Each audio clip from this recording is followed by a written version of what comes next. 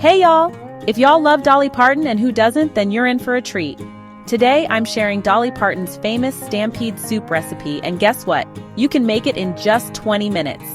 This creamy vegetable soup is a staple at the Dolly Parton Stampede dinner experience, and it's sure to warm your heart and your belly. Alright, let's get started. Here's what you'll need.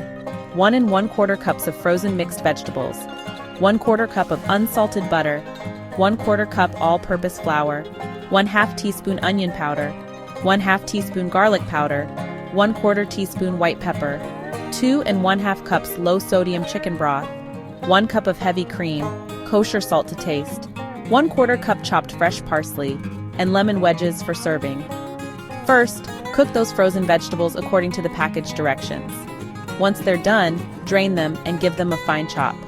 Now, in a large pot over medium heat, melt that butter. Once melted, whisk in your flour and stir until it's smooth and combined.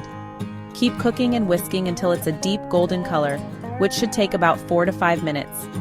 Add in your onion powder, garlic powder, and white pepper, and whisk until everything's mixed.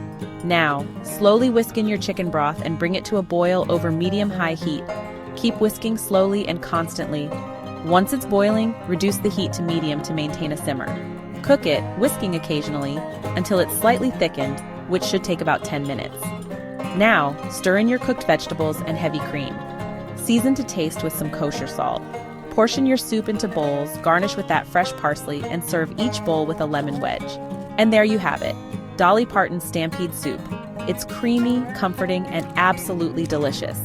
If y'all love this recipe, please like, subscribe, and share with your friends. And don't forget to check the description for the full recipe and backstory. Oh, and here's a tip.